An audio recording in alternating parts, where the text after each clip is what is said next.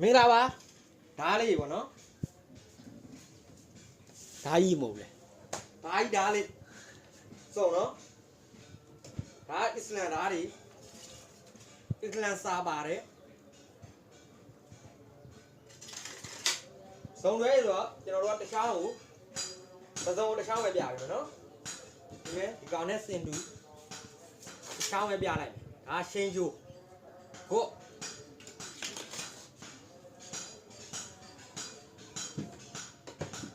ကဲမြန်မာဆိုမှမြန်မာသမားတွေတော့ကွက်ပြီးမြန်မာထုတ်တာမြန်မာလည်းနဲ့ရိုးရမပြည့်မင်းလန်းထွက်ပေါ့ဗျာဒါမင်းလန်းထွက်တဲ့ဟောင်းသုံးချက်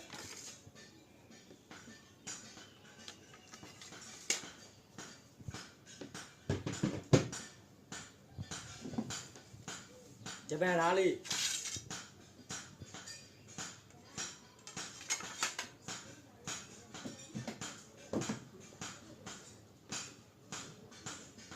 ဒီနေ့ကုတ်ထားတဲ့ငှက်ကြီးတော်လေး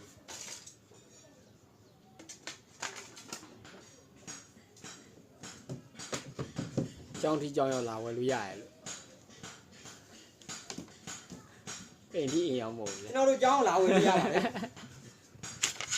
ဟုတ်ဒါရှင်းမြောင်တော့ရှင်းမြောင်အဲ့ဒီကမ္ဘာတော့မဟုတ်လို့လမ်းပေါက်လို့ရမကြွဘူးနော်ချောင်းတာကြွတာမရှိဘူးဒါတော့ဒါအသေးလေးဒါကကျွန်တော်ထိုင်ပြီးရှိုးပေးရပြီလေဒါမရောက်တော့